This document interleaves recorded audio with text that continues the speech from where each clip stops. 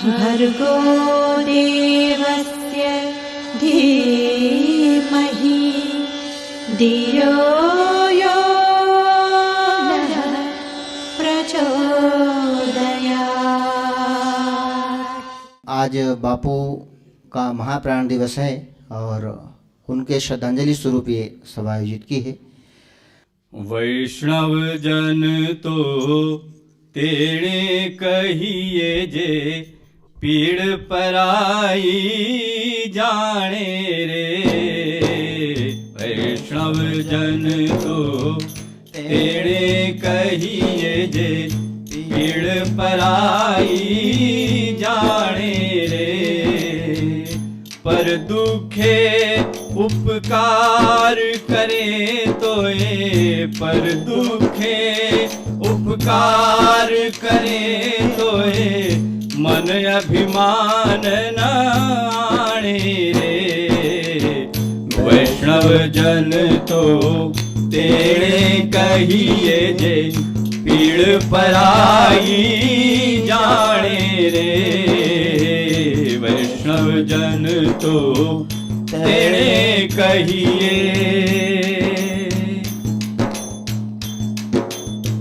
सकल लोक मां सहुने वंदे, निंदा न करे के नीरे। सकल लोक मां सहुने वंदे, निंदा न करे के नीरे। वाछ काछ मन निश्चल राखे, वाछ काछ मन निश्चल राखे। धन धन जननी तेणी रे।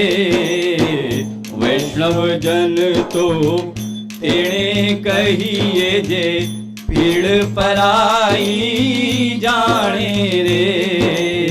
वैष्णव जन तो तेणे कहिए।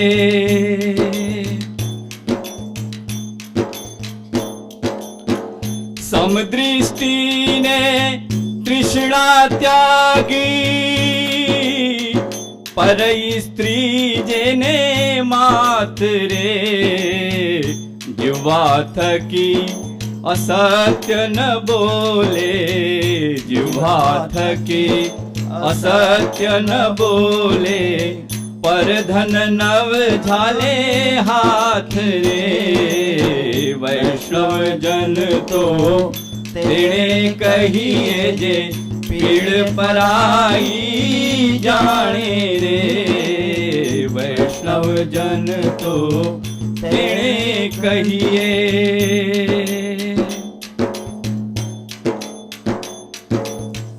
मोह माया व्यापे नहीं जेणे, मोह माया व्यापे नहीं जेणे। दृढ़ वैराग्य जेना मन मारे, राम नाम सु ताली लागी। राम नाम सु ताली लागी, सकल तीरथ तेना तन मारे। वैष्णव जन तो तेणे कहिए जे पीड़ पराई जाने रे। वैष्णव जन तो तेणे कहिए।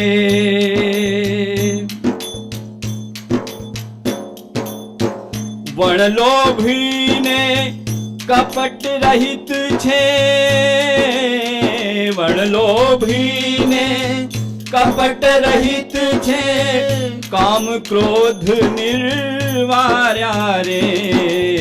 भण नर संयुतेनु दर्शन करता, भण नर संयुतेनु दर्शन करता।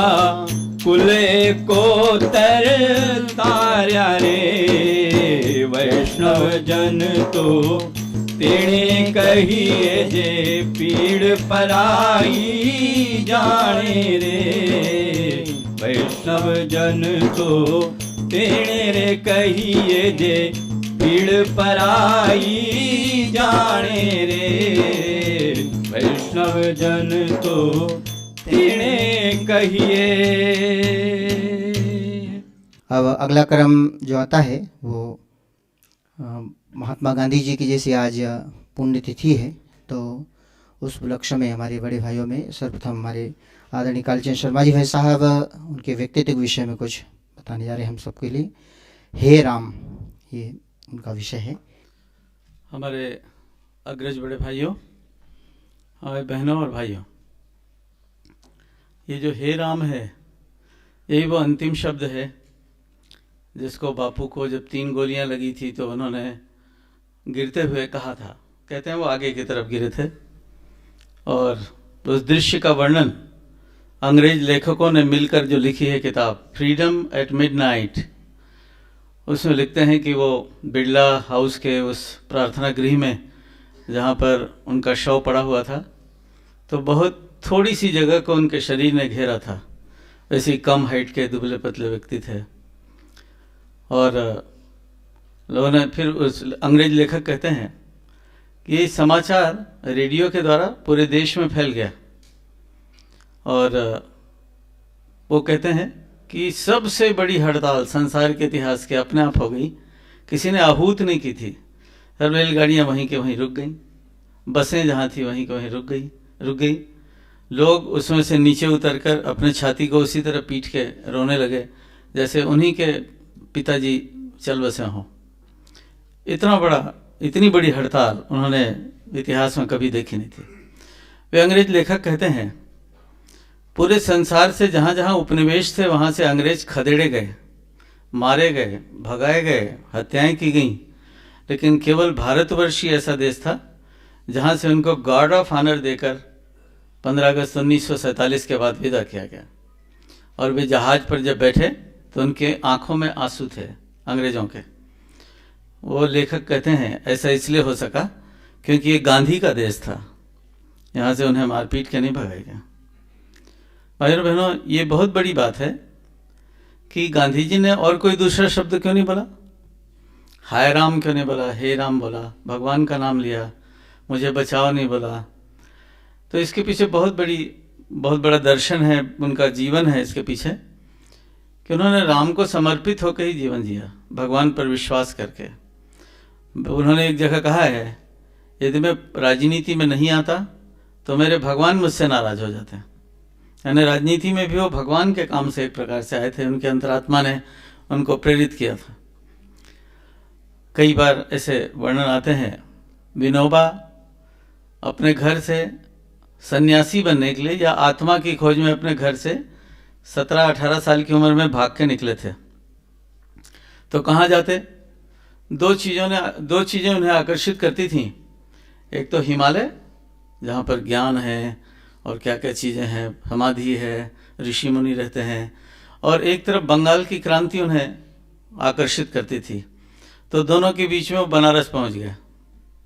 घर से भाग के गए थे, परीक्षा नहीं दी थी, और उनके घर में, विनोबा जी के घर में लोग, उनके और दूसरी माता की सहेलियां आती थीं अब विषाद प्रकट करने के लिए कि आपका बेटा बड़ा नालायक निकला, घर से भाग गया। तो उनकी माता जी उन बहनों से झगड़ती थीं, मेरा बेटा नालायक नहीं है, भगवान की खोज में गया है। तो खैर विनोबा जी भगवान की खोज में गए वहाँ, और 1 पैसा रोज ब्रह्मचारियों को वहाँ किसी अन्य क्षेत्र में मिलता था, तो 1 समय का खाना हो सकता था, एक ही समय का खाना खाते थे, एक समय गंगा का पानी पी के रहते थे। फिर गांधी जी का आगमन हुआ बनारस में, और गांधी जी एक सभा में भाषण दे रहे थे। वहाँ सभा में तो नहीं जा सके वो विनोबा जी, क्योंकि उसमें तो राजा महाराजा बड़े बड़े लोग सब आए हुए थे। लेकिन दूसरे दिन उस भाषण का अविकल रूप जो समाचार पत्र में बिना काट छांट के प्रकाशित हुआ। गांधी जी ने इतनी कड़ी कड़ी बातें कही थी, किनके लिए? वो जो हमारे देश के राजा महाराजा वहाँ बैठे हुए थे उनके लिए। उन्होंने यहाँ तक कह दिया था, मुझे शर्म आती है जब मेरे देश के राजाओं को मैं औरतों जैसे सोने के गहने लादे लादे यहाँ बैठे हुए देखता हूँ। ये पैसा तो गरीबों की सेवा में लगना चाहिए। तो बहुत से जो अंग्रेज़ों के पिट्ठू राजा थे वो तो उठ उठ के जाने लगे, और एनी बेसेंट ने कहा, गांधी तुम भाषण रोक दो। तो फिर गांधी जी ने देखा कि आयोजक तो पंडित मदन मोहन मालवीय थे उस सभा के। उन्होंने कहा यदि पंडित जी बोल देंगे तो मैं भाषण रोक दूंगा। तो मदन मोहन मालवीय ने कहा, गांधी तुम बोलो। और गांधी जी ने अपना भाषण पूरा बोला। वो भाषण जब दूसरे दिन समाचार में पत्र में छपा तो विनोबा जी को अपना लक्ष्य मिल गया।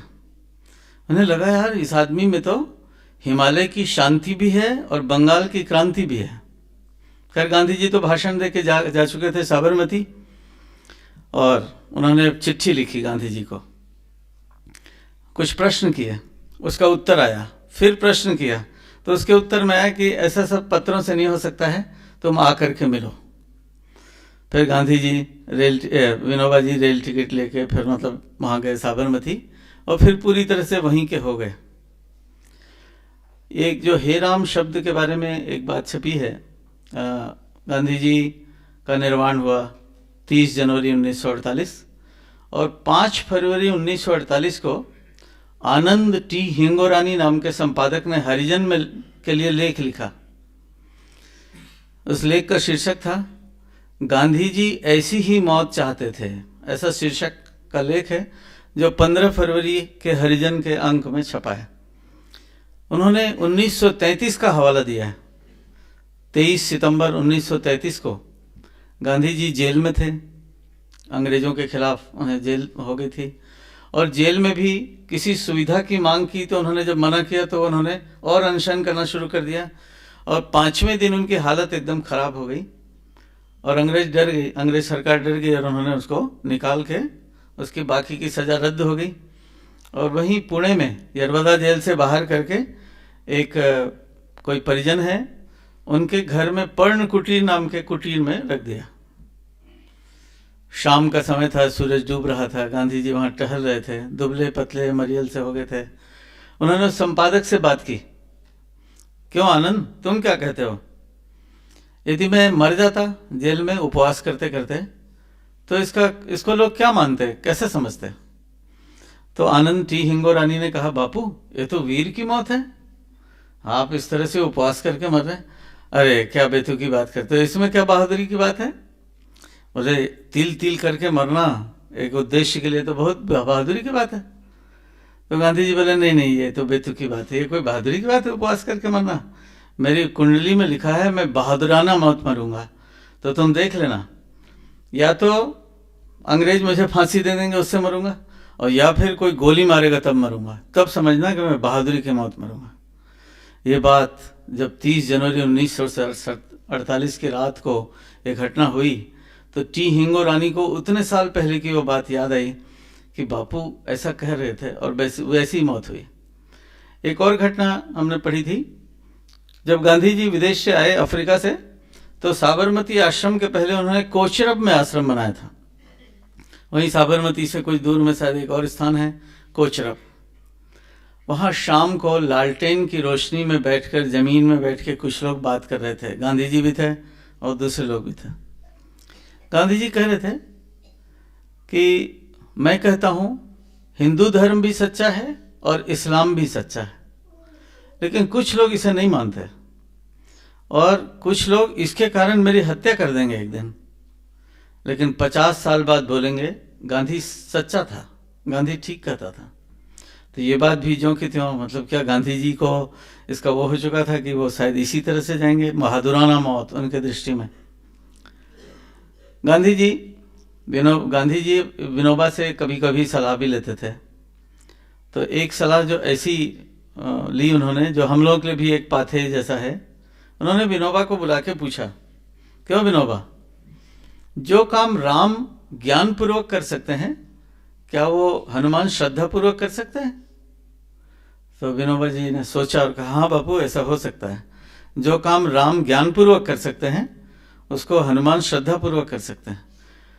तो फिर बापू को तो वो मिल गया, लेकिन इसको भी मिल गया कि बापू ऐसा पूछ क्यों रहे थे, यानी जो आमरण अनशन अमुक अमुक बहुत सारी बातें वो करते थे बापू, उसको हनुमान जैसे जो उनके वो थे सिपाही अग्रज जो भी कहें, मतलब आगे अग्रदूत, उन्होंने फिर वैसे ही करना भी शुरू कर दिया।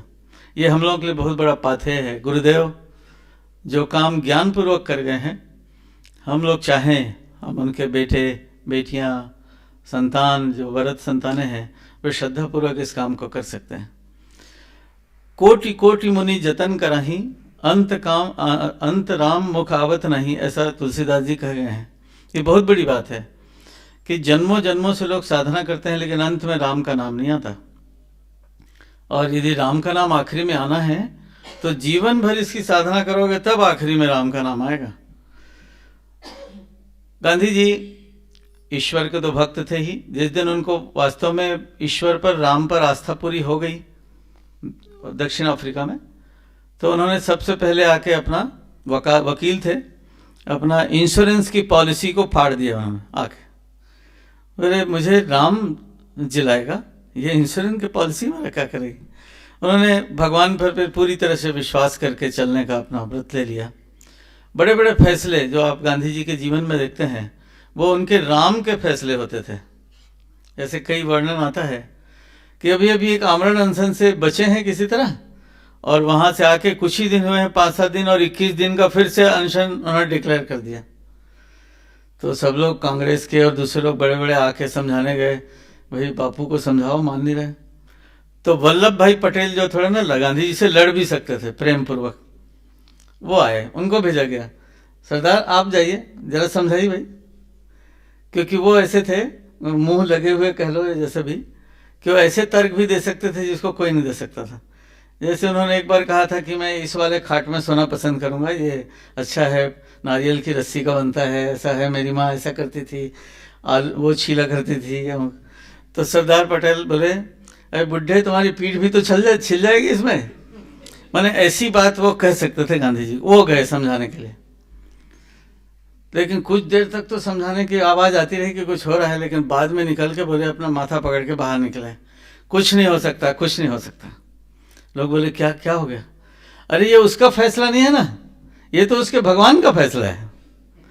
यानी जैसे कि अभी आप इस फिल्म में देख रहे होंगे कि गॉड इज माई गाइड, ऐसा बोल रहे हैं कि मैं वही करूंगा जो मेरा ईश्वर मुझसे करवाएगा, ऐसा अंग्रेजों को बोल रहे हैं वो। तो कई बार बहुत सारी बातें हैं उनके जीवन में आई हैं कि ईश्वर की आवाज़ उन्हें सुनाई देती थी, ऐसा उनके जीवनी में लिखा हुआ है। जैसे नमक सत्याग्रह, तो नमक ऐसा उन्हें सुनाई दिया था कान से। तो बापू से पूछा गया कि ईश्वर की आवाज़ होती कैसे है?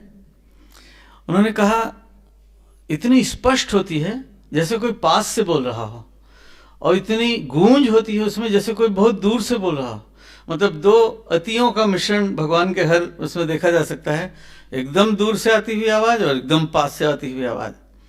बहुत सारे मामलों में ईश्वर ही उनका मार्गदर्शक था, ईश्वर के ही निर्णय उनके जीवन पे वो होते थे, हर काम वो ईश्वर के लिए ही करते थे। देश सेवा राजनीति इसलिए की कि ईश्वर का काम कर रहे थे। सबसे कई बड़ी बड़ी बातें जो गांधी जी के जीवन में मैंने पढ़ी, उसमें से एक थी, गांधी जी को अंग्रेजी साहित्य का बहुत शौक था, इंग्लिश नावल या लिटरेचर या वो पढ़ते रहे होंगे।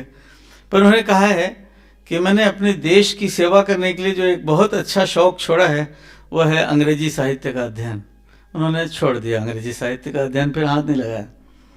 और एक और बात मैंने पढ़ी, जिस दिन देश स्वतंत्र हुआ 15 अगस्त 1947, तो बहुत से पत्रकार लोग गांधी का इंटरव्यू लेने आए। उसमें बड़े बड़े अंग्रेज पत्रकार भी थे, वो थे। गांधी जी ने उनसे जो कहा वो बहुत बड़ी बात कही, जाके दुनिया को कह दो गांधी अंग्रेजी नहीं जानता। और उन्होंने उसके बाद से देश के स्वतंत्र होने के बाद एक भी शब्द, कोई इंटरव्यू अंग्रेजी में नहीं दिया। देश आज़ाद है, अब अंग्रेजी बोलने की क्या जरूरत है। तो उन्होंने कोई इंटरव्यू अंग्रेजी में नहीं दिया था।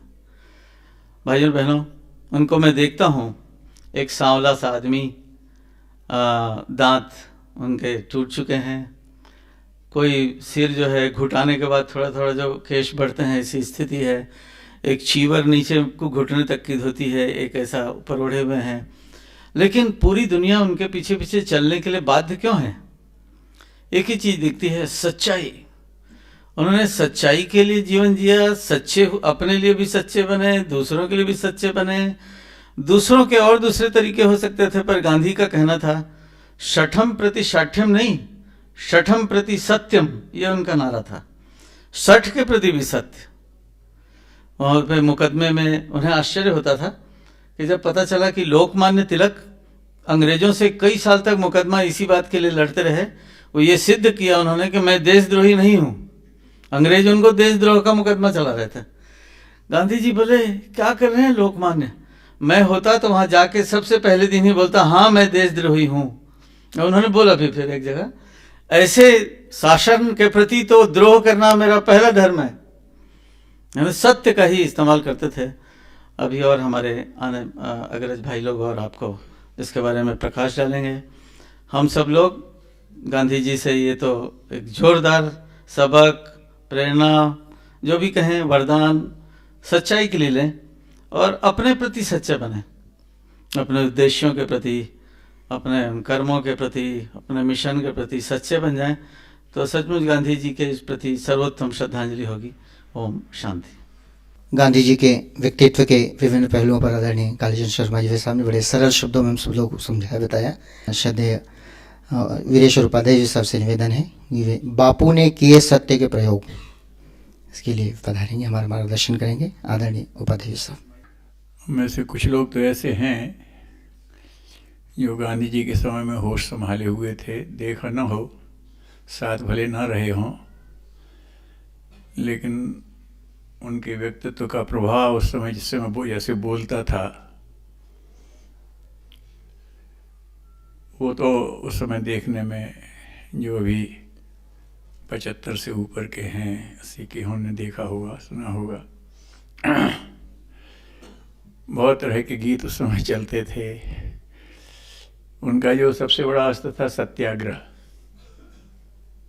लेकिन सत्य का आग्रह कर कौन सकता है?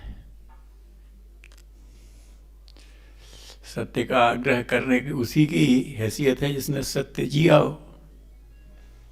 हम कर नहीं करें तो आग्रह पे बात कहाँ बनेगी। और वो इस मामले में, वो तो आपने सुना होगा, अक्सर रेडियो पे भी आता है, उस पर मैं तो सच्ची सच्ची बात कहता हूँ, ईश्वर सत्य है, नहीं सत्य ही ईश्वर है।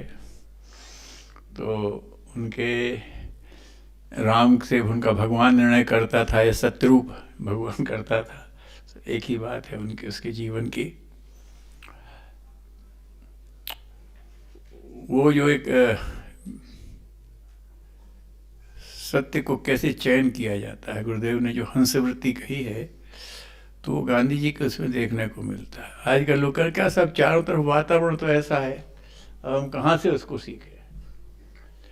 लेकिन गांधी जी के समय में बड़ा सत्य का वातावरण रहा होगा। वहाँ तो सबसे बड़ा सत्य अंग्रेजों की चापलूसी थे, सुनाई जाती थी। जो अंग्रेजों की चापलूसी करे उनसे वो ले ले, उनसे खिताब ले ले, और तरह तरह की बात है। उसमें भी उन्होंने सत्य की साधना सीख ली, क्योंकि उन्हें सीखना था। हरिश्चंद्र को नहीं देखा, लेकिन हरिश्चंद्र के नाटक से सीख ली। सीखने वाला ऐसे ही होता है। जिसे चयन करना है हंसवृत्ति से, वो कहीं से भी चयन कर लेता है। 1000 चीज़ों में से सत्य को उन्होंने पकड़ लिया। दूध का नीर क्षीर विवेक, जो गुरुदेव अक्सर कहते हैं, बेटा गायत्री माता किसके पास रहती है, कौन लिए लिए फिरता है।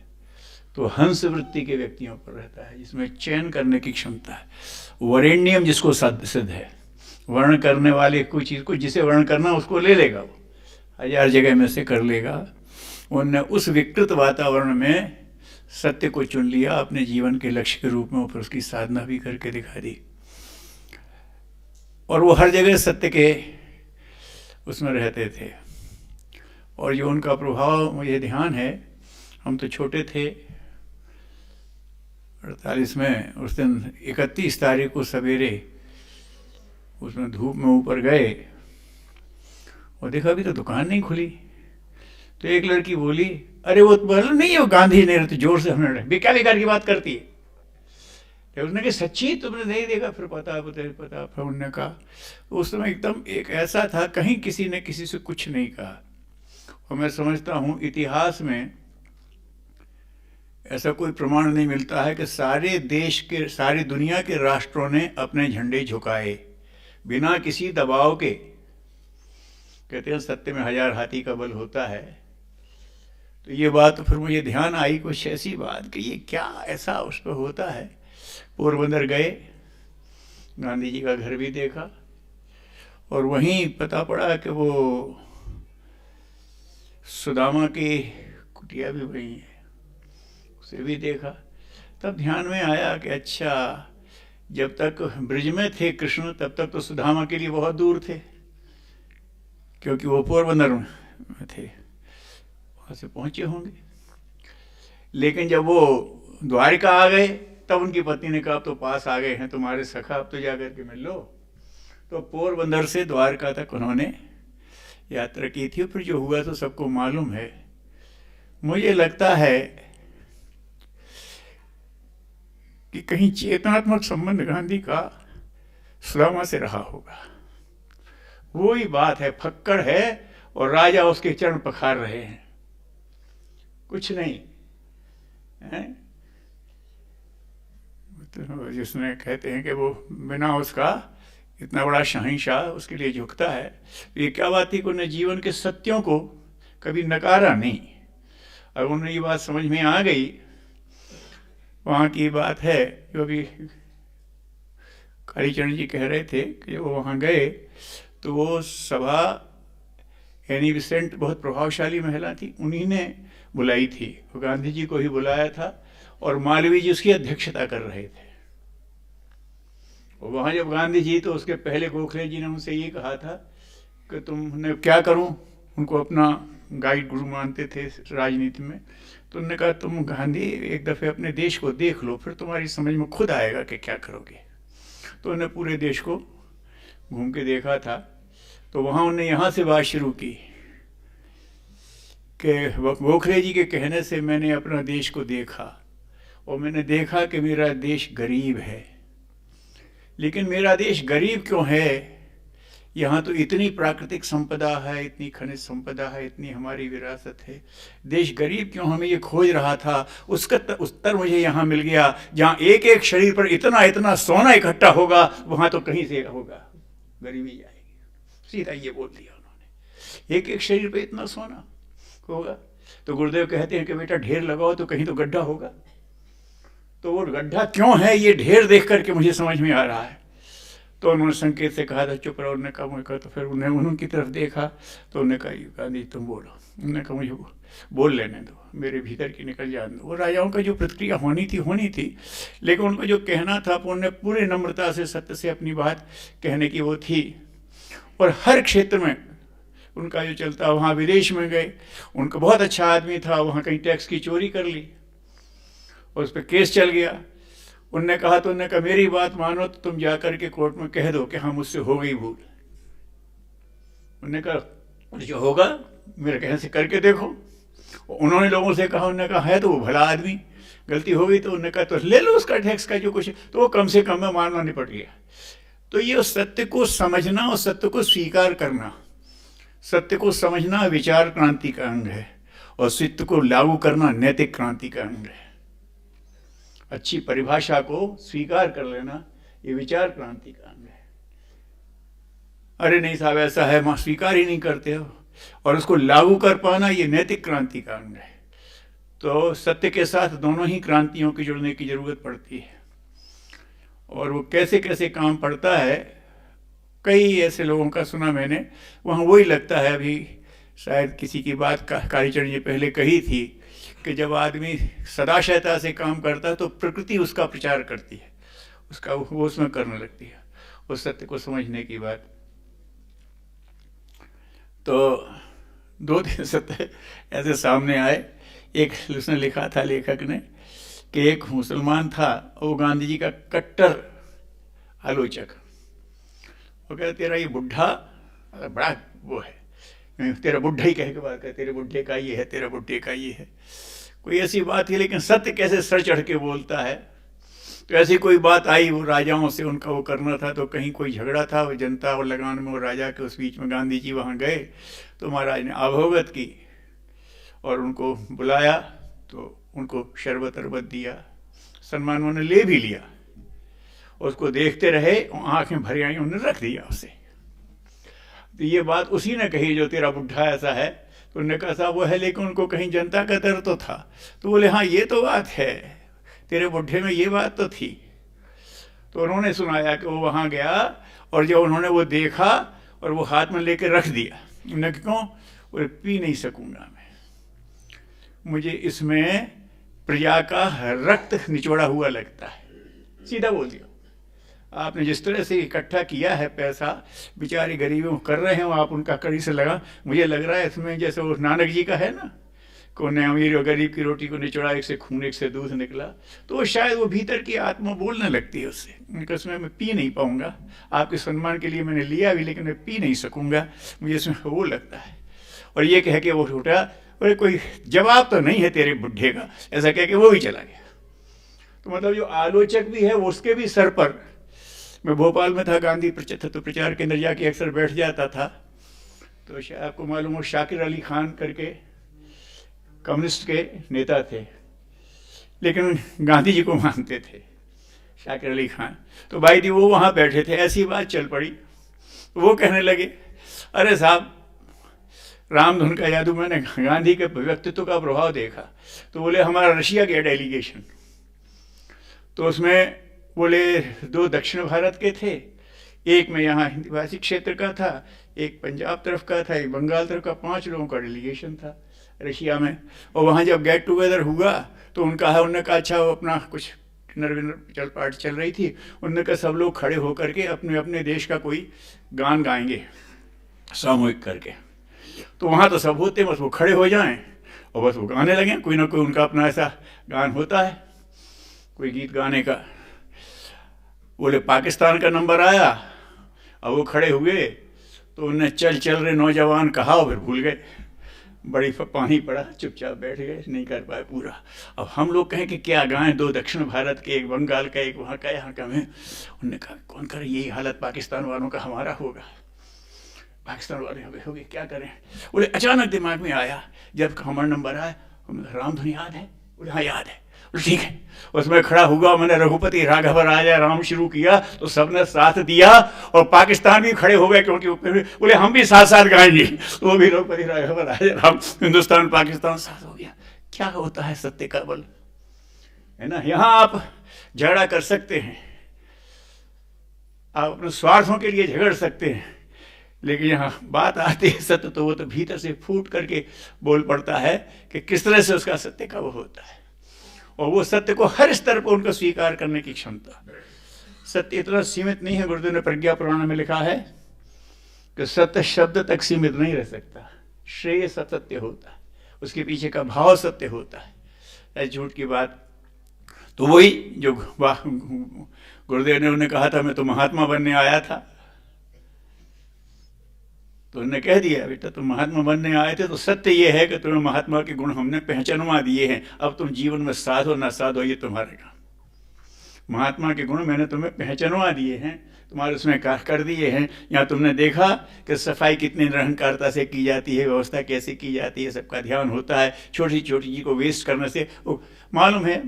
मीरा बहन ने उन्हें रोका और वहाँ सफाई वो सब, उन्होंने कहा ये जो स्वयं महानता कहीं से इम्पोर्ट नहीं की जाती है, भीतर से जगाई जाती है, तो वो सूत्र होता। तो वो इस तरह का सत्य एक उनके जीवन में था, वो सहज बोल देते थे। वो भी आपने सुना होगा कि अहिंसावादी भले थे लेकिन जीवन के सत्यों को नकारा नहीं। अगर उन्हें जाना है तो वो उसके लिए तैयार हो गए थे कि हम युद्ध में अंग्रेजों के साथ खड़े हो जाएंगे, लड़ना है तो लड़ना है, बात करने की अपने की रक्षा के लिए। वो सुना होगा आपने कि जैसा भी होता है, लड़कियों को लड़के छेड़ते हैं तो लड़कियां वहाँ गईं तो महादेव भाई का दिखाया, वो नहीं होते तो करते थे, बड़ा डेडिकेशन था। गांधी जी कहीं गए हुए थे तो उन लड़कियों ने पूछा कि हम बापू से ये पूछने आए थे कि लड़के अगर छेड़ते हैं तो क्या करें, तो गाँव तो थे नहीं। तो महादेव भाई ने कहा कि छेड़ते हैं तो सारे की चप्पल मारो। तो उनको तो बात कुछ रुचि नहीं, खैर वो जब तक चलने लगी तब तक गांधी जी भी आ गए। तो उनने फिर उनसे कहा, मिला, उन्होंने कहा क्या, बोले वो हमें भाई से पूछा था उनने, तो क्या बोले दवेजवान से कहा, वो तो कहते चप्पल मारो। आप क्या कहते हो? तो गांधी ने कहा कि महादेव भाई ने कहा चप्पल मारो और मैं कहता हूँ चक्कू मारो। अरे बदमाश का प्रतिरोध करने की हिम्मत होनी चाहिए ना।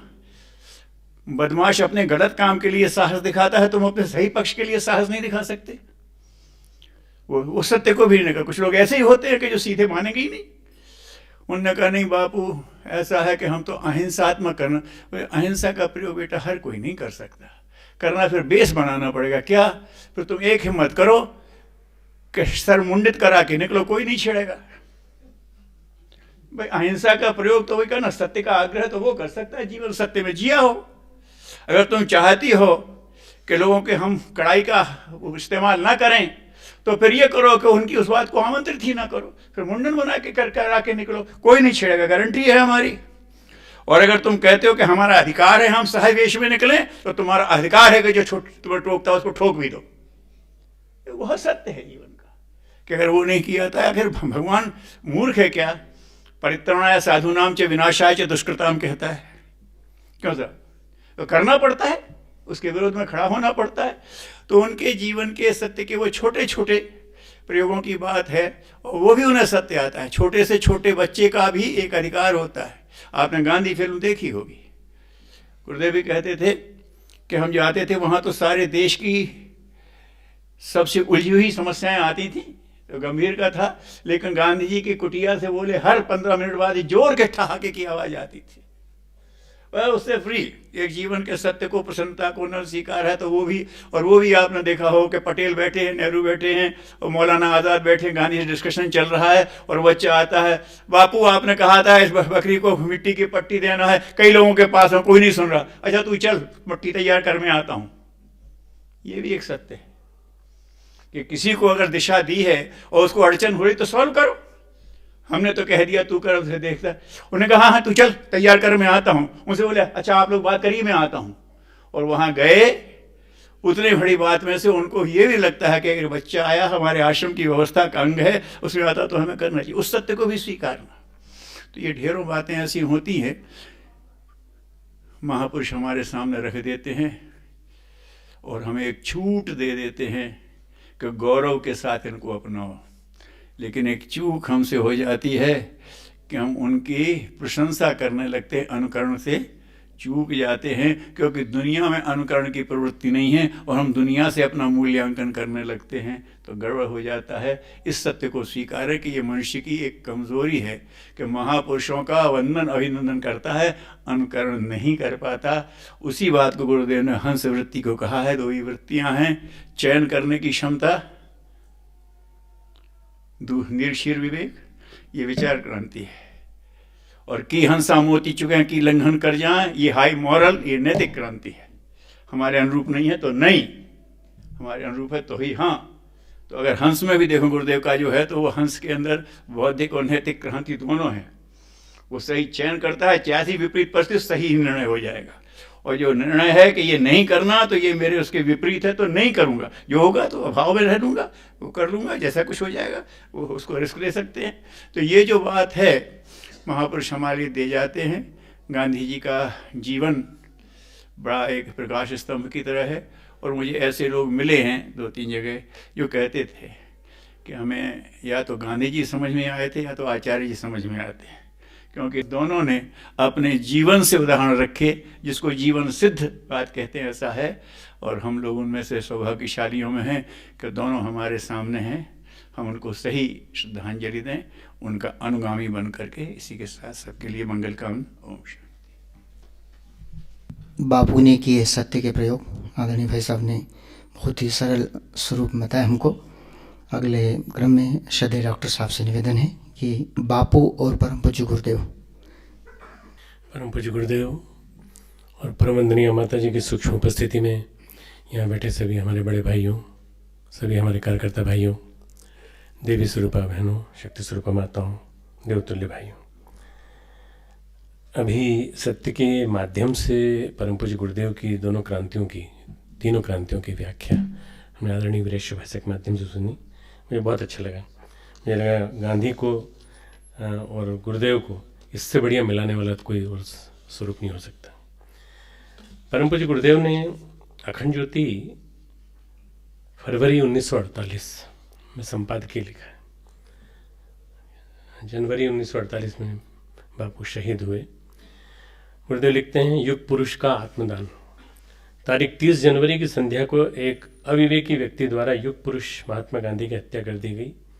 वे अपने रक्त के अंतिम बूंदों से पागल दुनिया की आसुरी तृष्णा बुझाते हुए परमात्मा की अखंड ज्योति में लीन हो गए। शब्दों पर जरा ध्यान देंगे, गुरुदेव के शब्द हैं ये तब के। महात्मा जी कांग्रेस के थे या हिंदू जाति के, वे किसी के नहीं थे। वे भारत के पास एक अंतर्राष्ट्रीय धरोहर के रूप में थे।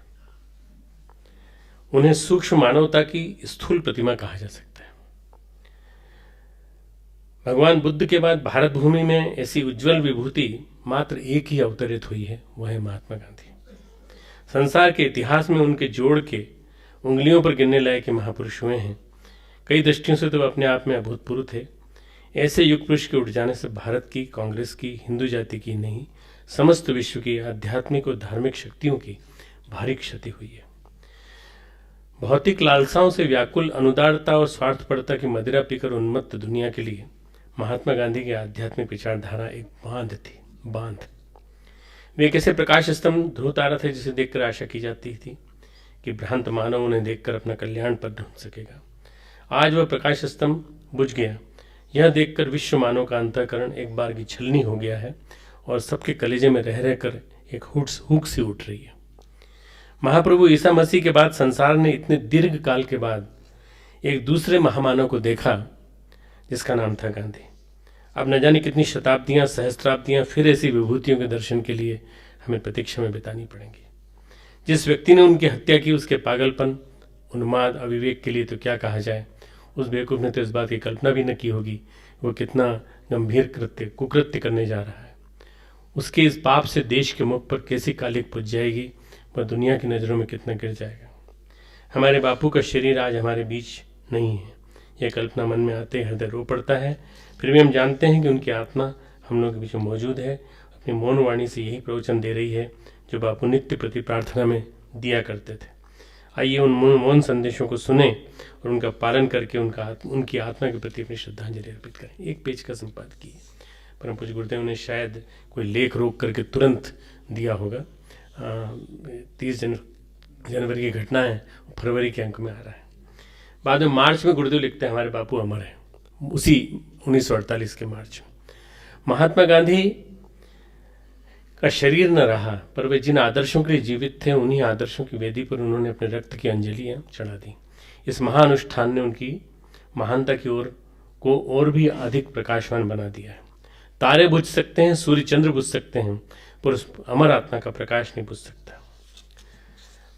बहुत बड़ा लेख है, फिर भी मैं थोड़ी सी बात बता रहा हूँ। बापू सत्य के शोधक थे, प्रेम के पुजारी थे, न्याय के देवता थे। जिसे उन्होंने सत्य समझा उसके लिए अगाध श्रद्धा और अटूट दृढ़ता रखी। वे पाप से घृणा करते थे, पर पापियों के लिए भी उनके हिमालय से उच्च हृदय में प्रेम की, करुणा की, दया की अजस्त्र धारा बहती थी। बापू हमें प्रकाश दो, हम भी तुम्हारे आदर्शों के लिए, सत्य के लिए, प्रेम के लिए, न्याय के लिए, आपको याद होगा अखंड ज्योति में छपता था सत्य, प्रेम और न्याय, जीवित रहना चाहते हैं। उनके लिए ही आपकी भांति हम भी अपना उत्सर्ग करना चाहते हैं। बापू हमें प्रकाश दो और अधिक प्रकाश दो।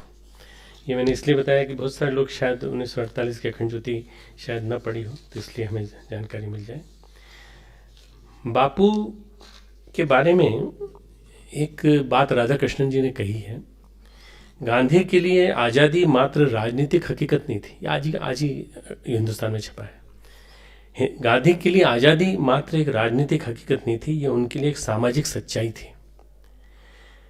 सामाजिक भ्रष्टाचार व सांप्रदायिकता से भी आज़ादी, सामाजिक भ्रष्टाचार व सांस्कृतिक जो सांप्रदायिकता है उससे भी आज़ादी।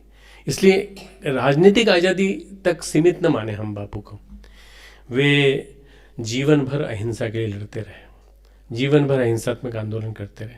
और एक सबसे बड़ी बात यह कि बापू ने संघर्ष किया दक्षिण अफ्रीका के लोगों के साथ, यहीं वो पके। 1893 से लेकर 1914 तक वो दक्षिण अफ्रीका में पके।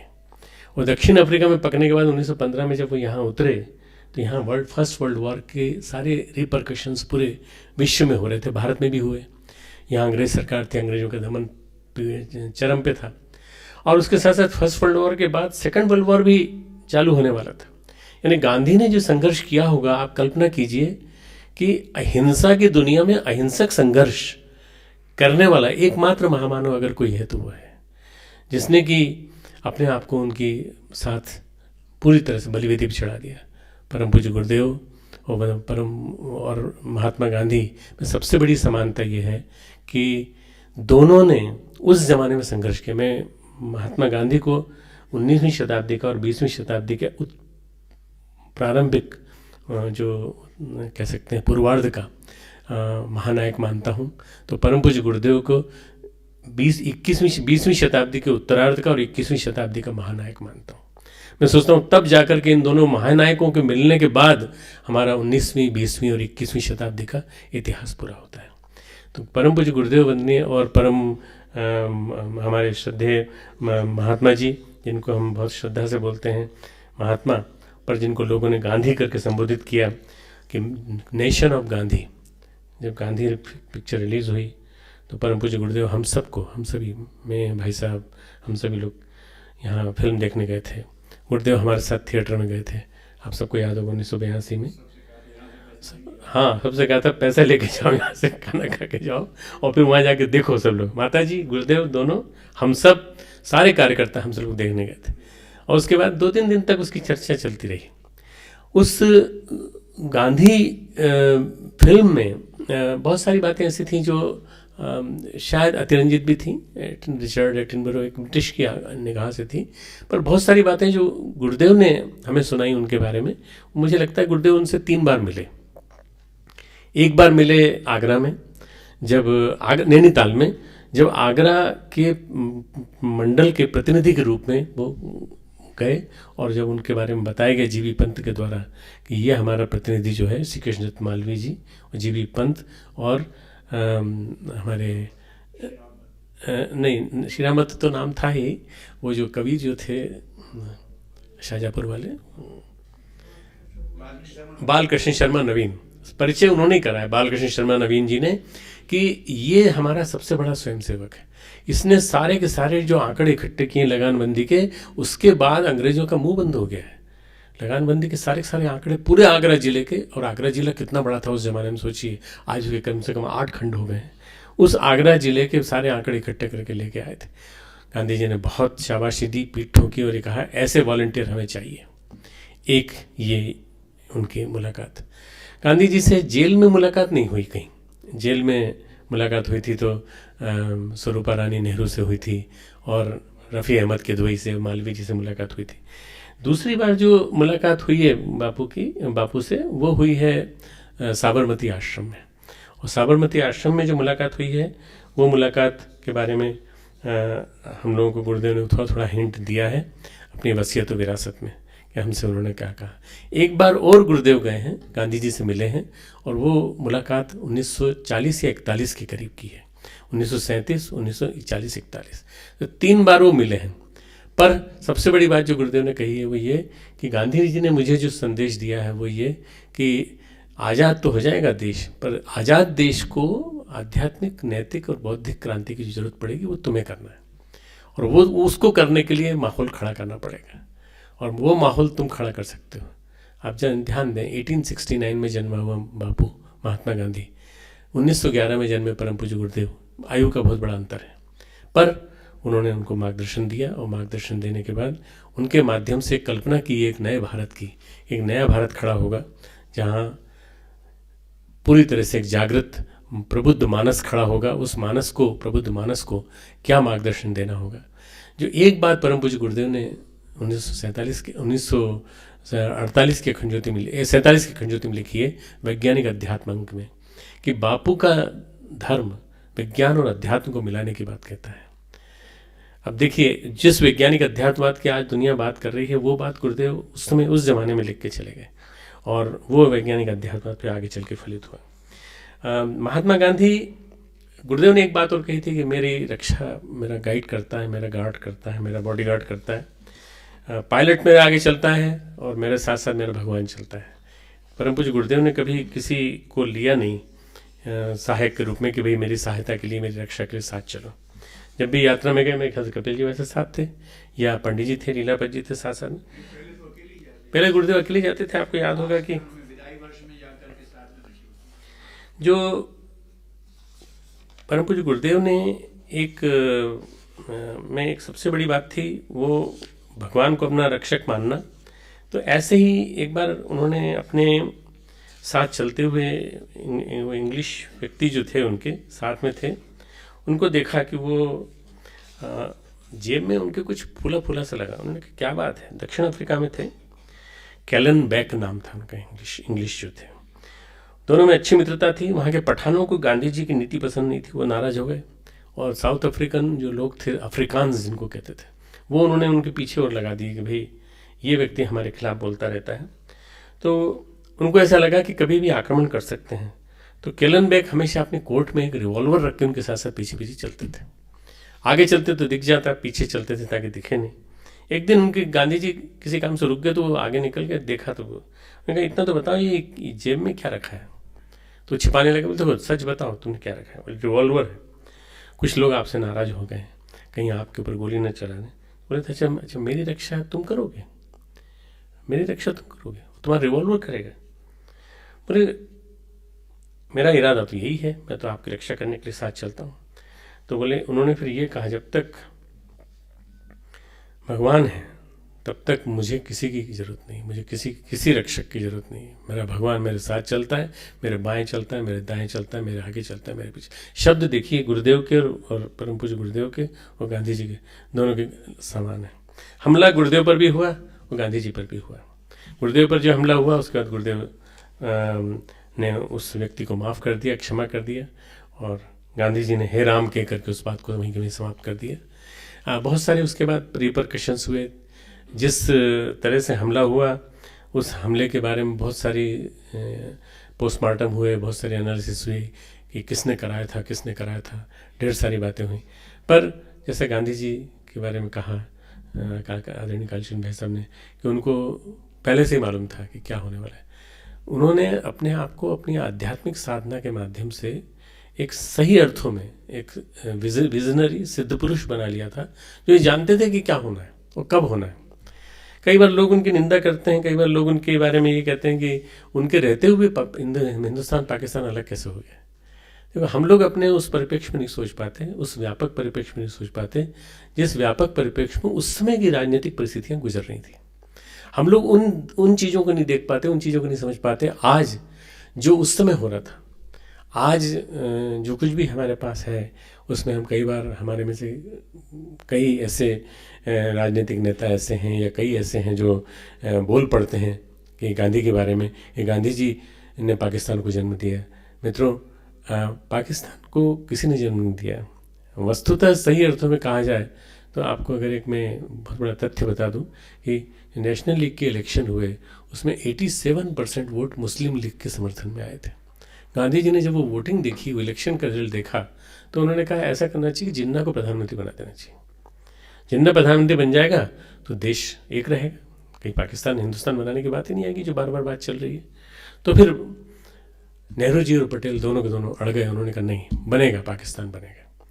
उनको अलग कर दीजिए, इनको अलग कर दीजिए, दोनों का आप जितना चाहें उतना अलग अलग कर दीजिए। हम गांधी को ब्लेम करते हैं, पर गांधी तो हर जगह सत्याग्रह करने पर तो उतार हुए हैं।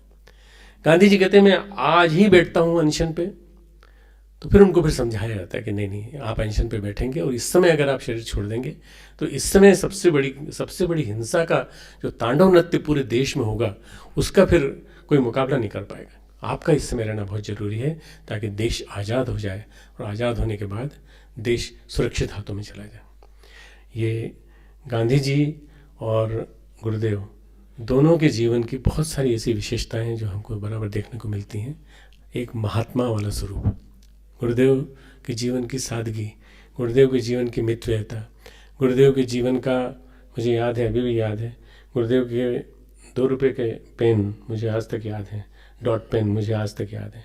मैं ला के रखता था, गुरुदेव लिखते चले जाते थे, मैं रिफ़िल भरता था, रिफ़िल नहीं चलती थी, गुरुदेव फेंक देते थे, कहते थे इसमें भर के लाओ।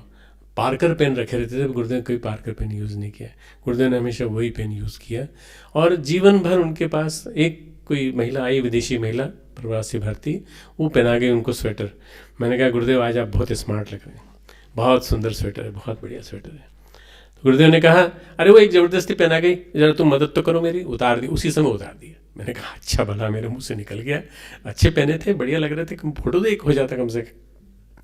नहीं, गुरुदेव ने वो जीवन भर वो एक कंबल ओढ़े रहते थे, और वो उनका जो स्वेटर था वही वो पहने रहते थे, और बस वही स्वरूप महात्मा गांधी का। आपने देखा कि एक आधी चादर वाला जो उन्होंने पहना था वस्त्र, वो भारत की यात्रा में जब उन्होंने देखा था एक महिला को, उसके बाद उन्होंने वो वस्त्र पहना था। गांधी ने जो व्रत लिया, गांधी के व्रत को परम पूज्य गुरुदेव ने निभाया।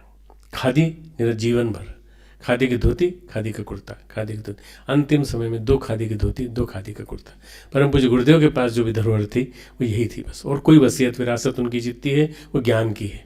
3000 किताबें हैं, और भी इतना सब कुछ ज्ञान जो हमें दे गए, इतना बड़ा मिशन दे गए, इतने सारे कार्यकर्ता दे गए, पर वो जो कुछ भी उनके जीवन का सत्य है वो दिखाई पड़ता है।